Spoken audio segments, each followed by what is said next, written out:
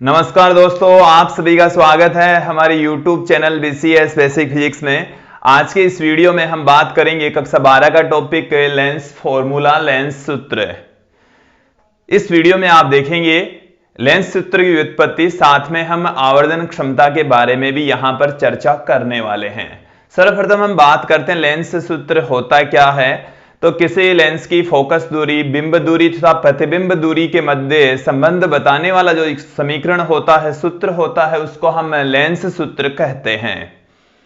देखिए दोस्तों, जो लेंस फॉर्मूला होता है, लेंस सूत्र होता है, वो होता है 1/f is equal to 1/v minus 1/u। और उस फॉर्मूले को हम यहां पर प्रूफ भी करने वाले हैं। देखिए दोस्तों, एक्चुअल में पहले हम आपको बात करते हैं फॉर्मूला होता क्या है। देखिए दोस्तों, है क्या, तो लेंस की फोकस दूरी को हम स्मॉल एफ से पुट करते हैं। तो लेंस की फोकस दूरी कोमा बिंब दूरी को हम u से पुट करते हैं, तथा प्रतिबिंब दूरी को हम v से पुट करते हैं। तो बिंब दूरी, प्रतिबिंब दूरी और फोकस दूरी में संबंध बताने वाला समीकरण, जो समीकरण है, बताने वाला समीकरण या हम कह सकते हैं सूत्र, लेंस सूत्र कहलाता है। लेंस सूत्र कहलाता है, लेंस फॉर्मूला कहलाता है दोस्तों।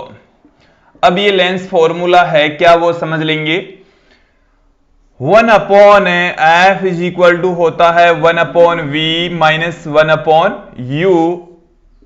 ये हमारे पास में है लेंस सूत्र, जहां f फोकस दूरी है, लेंस की फोकस दूरी कहलाती है, u बिंब दूरी है और v यहां पर प्रतिबिंब दूरी है। u बिंब दूरी और v कहलाती है प्रतिबिंब दूरी। अब इस फॉर्मूले की हम व्युत्पत्ति यहां पर देखेंगे, प्रूफ यहां पर हम देखने वाले हैं। देखिए, प्रूफ के लिए हम एक स्मॉल एफ फोकस दूरी वाला उत्तल लेंस यहां पर लेकर चलेंगे और उसी से ही हम इस लेंस फॉर्मूले को, लेंस सूत्र को फाइंड आउट करने वाले हैं दोस्तों। तो देखिए है क्या, वो यहां पर देखेंगे कि हम एक लेंस लेकर चल रहे हैं। ये हमारे पास में है उत्तल लेंस, ये इस उत्तल लेंस की मुख्य अक्ष, ये इसका ऑप्टिकल सेंटर, ये इसके लिए फोकस बिंदु, ये फोकस बिंदु का 2 टाइम्स 2f। यहां पर हम लेकर चल रहे हैं, ये हमारे पास में है वस्तु AB के बिंदु A से 2 प्रकाश की किरणें हम इस लेंस के ऊपर आपतित करवाएंगे। पहली प्रकाश किरण को हम मुख्य अक्ष के समांतर आपतित करवाएंगे और मुख्य अक्ष के समांतर आपतित होने वाली जो प्रकाश की किरण है, वो अपवर्तन के पश्चात फोकस बिंदु से होकर गुजरती है। देखिए, ये वाली जो प्रकाश की किरण है, वो अपवर्तन के पश्चात फोकस बिंदु से होकर गुजरेगी। दूसरी जो प्रकाश की किरण है दोस्तों, वो ऑप्टिकल सेंटर से होकर आपतित हो रही है और ऑप्टिकल सेंटर से आपतित होने वाली प्रकाश किरण बिना विचलित हुए सीधे ही निकल जाती है। तो ये हमारे पास में है 2 प्रकाश की किरणें जो हमने बिंदु A से लेंस के ऊपर आपतित करवाई है। यह है बिंदु F और यहां पर यह है बिंदु 2F, और जहां पर भी ये दोनों प्रकाश की किरणें आपस में मिलती है, वहीं पर बनता है A का प्रतिबिंब A', और इसको मैं यहां से मुख्य अक्ष से मिला देता हूं, तो वो हो जाएगा B'। एक बार इस डायग्राम को देख लेंगे आप कि हमने एक वस्तु को रखा F और 2F के बीच में, तो उसका जो प्रतिबिंब है वो 2F से परे बनता है, 2F से दूर की ओर बनता है। ये वाली जो प्रकाश की किरण यहां पर आकर मिल रही है, इस बिंदु को मैं नाम दे देता हूं कैपिटल M। दोस्तों यहां पर हम इस डायग्राम की सहायता से इस लेंस सूत्र को फाइंड आउट करने वाले हैं। इस चित्र में त्रिभुज ए बी ओ और त्रिभुज ए डेस बी डेस ओ, इन दोनों त्रिभुजों को लेकर चलेंगे, दोनों को समरूप सिद्ध करेंगे। यहां पर देखिए कि चित्र से आप देखेंगे त्रिभुज ए बी ओ व त्रिभुज ए डेस बी डेस ओ से, इन दोनों त्रिभुजों के अंदर एंगल आप देखेंगे ए ओ बी बराबर है ए डेस ओ बी डेस के। क्यों बराबर है? क्योंकि दोनों ही जो एंगल हैं वो एक दूसरे के शीर्षाभिमुख कोण हैं, सम्मुख कोण होते हैं, इसलिए दोनों बराबर है। फिर देखिए दोस्तों यहां से ये वाला एंगल 90, इस ट्राइंगल के अंदर ये वाला एंगल भी 90। तत्पश्चात हम बता देंगे कि कोण ए बी ओ बराबर होता है कोण ए डेस बी डेस ओ के। और ये बराबर क्यों है? क्योंकि दोनों ही कोण 90-90 डिग्री के हैं। अतः हम क्या बता देंगे दोस्तों, त्रिभुज ए बी ओ व त्रिभुज ए डेस बी डेस ओ समरूप त्रिभुज हैं, समरूप त्रिभुज हैं। और जब दोस्तों समरूप त्रिभुज होते हैं तो उनकी भुजाओं के अनुपात भी बराबर होते हैं। यहां पर ये वाली भुजा और ये वाली भुजा का अनुपात बराबर होगा, ये वाली भुजा और इसकी ये वाली भुजा। मैं इस भुजा को पहले लिख रहा हूं। यहां पर आप देखेंगे A dash B dash upon A B, A dash B dash upon A B बराबर होगी इसकी ये वाली भुजा बी डेस ओ अपॉन इसकी ये वाली भुजा बी ओ के। इसको हम दे देते हैं इक्वेशन नंबर 1, समीकरण 1। अब हम फिर से इस डायग्राम में ये वाला ट्राइंगल और ये वाला ट्राइंगल यहां पर लेकर चल रहे हैं। इन दोनों त्रिभुजों के अंदर ये दोनों कोण शीर्षाभिमुख कोण, ये कोण 90 और ये कोण 90, फिर दोनों त्रिभुज समरूप होंगे। यहां पर आप देखिए कि चित्र में आप देखेंगे त्रिभुज एम ओ एफ व त्रिभुज ए डेस बी डेस एफ से, दोनों त्रिभुजों से ये वाला ट्राइंगल और ये वाला ट्राइंगल, इन दोनों त्रिभुजों में ये कोण बराबर है। तो कोण एम एफ ओ, तो कोण एम एफ आएगा, एम एफ ओ बराबर है कोण ए डेस एफ बी डेस के। और ये दोनों बराबर क्यों हैं? शीर्षाभिमुख कोण है, शीर्षाभिमुख कोण। शीर्षाभिमुख कोण का मतलब यहां पर दोनों आमने सामने के कोण बराबर हैं, सम्मुख कोण हैं और सम्मुख कोण बराबर होते हैं दोस्तों। अब ये वाला एंगल 90, तो एम ओ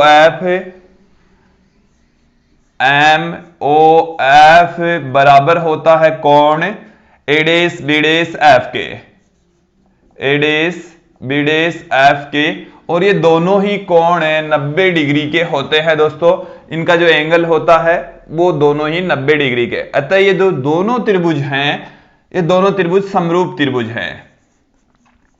अतः त्रिभुज एम ओ एफ बराबर और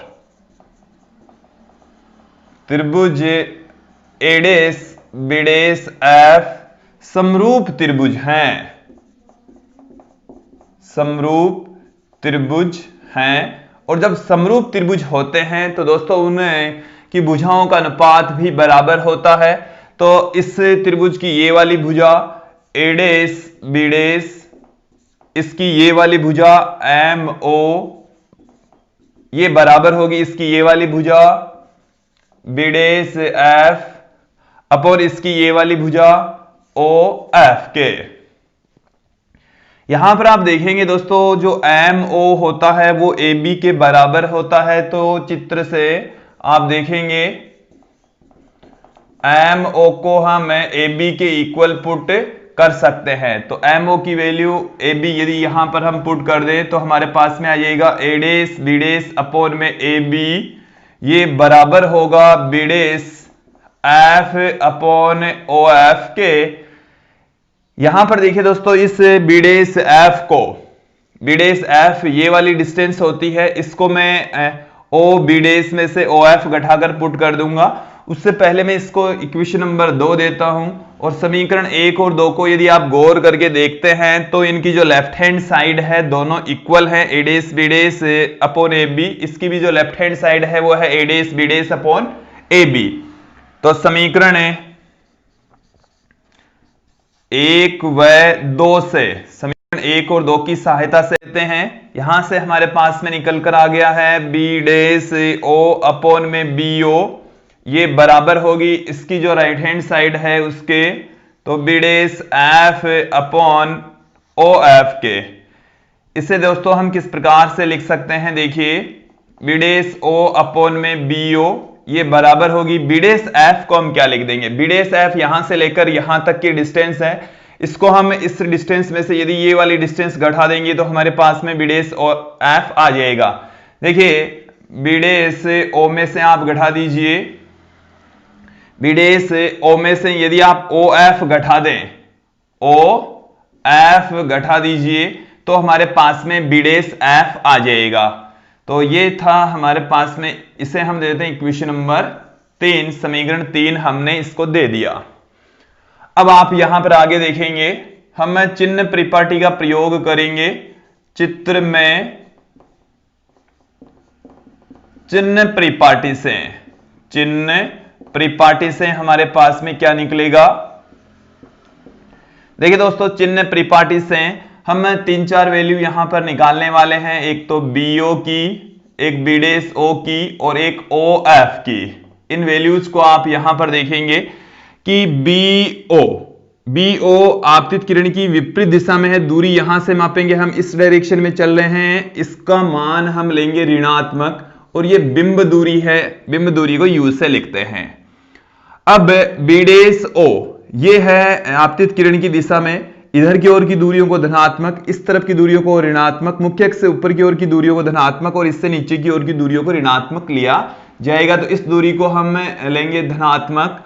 OF इस तरफ की दूरी है, इसको भी हम लेंगे धनात्मक, ये फोकस दूरी है, और इसे हम देते हैं दोस्तों इक्वेशन नंबर 4, समीकरण 4। समीकरण 4 को हम समीकरण 3 में पुट करते हैं।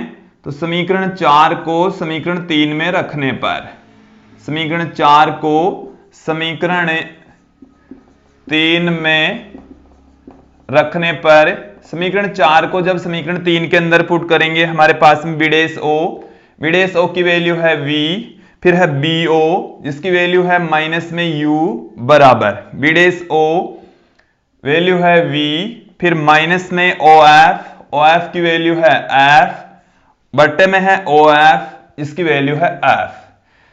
यहां से इसको देखिए आप क्या लिख सकते हैं, माइनस में V अपॉन में U बराबर V अपॉन में F माइनस में 1। पूरी इक्वेशन को V से डिवाइड करने पर, संपूर्ण समीकरण में V का भाग देने पर, V का भाग देने पर हमारे पास में क्या निकल जाएगा, माइनस में 1 upon U 1 upon F minus में V बाई V। इसको हम बराबर के इस तरफ ले आए तो हमारे पास में क्या रहेगा, 1 बट्टे में F बराबर, ये इस तरफ आते ही प्लस में हो जाएगा, तो 1 बट्टे में V माइनस में 1 बट्टे में U। और यही है दोस्तों लेंस फॉर्मूला, लेंस सूत्र, जिसको हमने यहां पर व्युत्पन्न किया है, ये हमने प्रूफ यहां पर कर दिया है। इसके बाद में हम यहां पर देखेंगे आवर्धन क्षमता।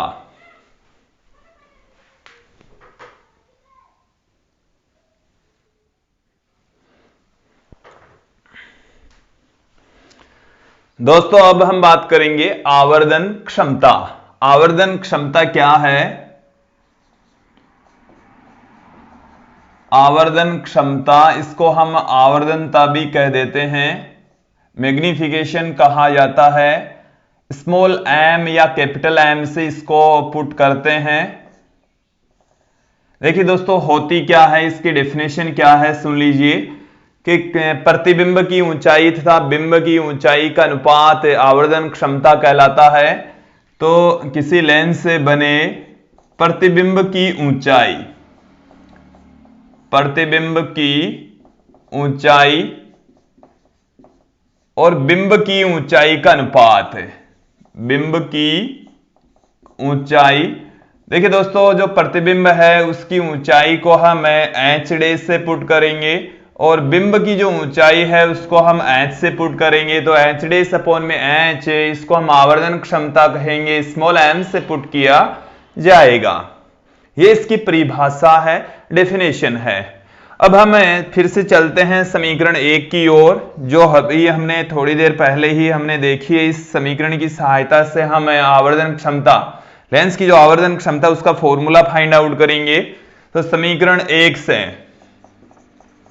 समीकरण 1 से आप देखेंगे हमारे पास में समीकरण 1 है ए डेस बी डेस अपॉन में ए बी, ये बराबर होती है दोस्तों बी डेस ओ अपॉन में बी ओ के।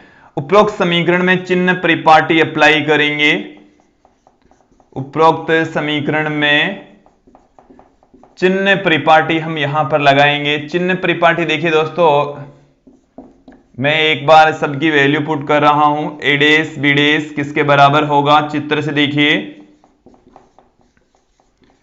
देखिए दोस्तों ए डेस बी डेस, ए डेस बी डेस ये वाली डिस्टेंस है, ये प्रतिबिंब की ऊंचाई है और प्रतिबिंब की ऊंचाई को हम एच डेस से पुट करेंगे और ये मुख्य अक्ष से नीचे की ओर है इसलिए इसको माइनस में लेंगे।